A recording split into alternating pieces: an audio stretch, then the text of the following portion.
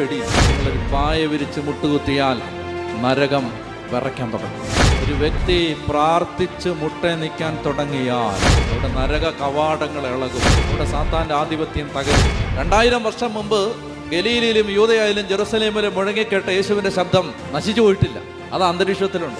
ഏതെങ്കിലും ഒരു കാലഘട്ടത്തിൽ മനുഷ്യന്റെ ശബ്ദത്തെ വീണ്ടും, ഈ ശബ്ദതരംഗങ്ങളെ വീണ്ടും ശബ്ദമാക്കി ഇത് തിരിച്ചെടുക്കാൻ പറ്റുന്ന ഏതെങ്കിലും ഒരു നൂതനമായ ഒരു സാങ്കേതിക വിദ്യ ലോകത്ത് കണ്ടുപിടിക്കപ്പെട്ടാൽ യേശുവിന്റെ സ്വരം നമുക്ക് ഈ അന്തരീക്ഷത്തിൽ നിന്ന് വേർതിരിച്ചെടുക്കാൻ പറ്റിയേക്കും. ഒരു ശബ്ദവും ഇല്ലാതാവുന്നില്ല. അത് ഈ ശബ്ദതരംഗങ്ങളായി അന്തരീക്ഷത്തിലുണ്ട്. നിന്റെ വീട്ടിൽ നീ പ്രാർത്ഥിച്ച പ്രാർത്ഥനയുടെ ശബ്ദതരംഗങ്ങൾ നിന്റെ വീട്ടിൽ കിടന്ന് നിന്റെ മരണം വരെ നിനക്ക് വേണ്ടി പ്രാർത്ഥിച്ചുകൊണ്ടേയിരിക്കും. പ്രാർത്ഥിക്കുന്നവന്റെ വീട്ടിൽ പ്രാർത്ഥനയുണ്ടാവും. പ്രാർത്ഥിക്കാത്തവന്റെ വീട്ടിൽ പ്രാർത്ഥനയുണ്ടാവില്ല.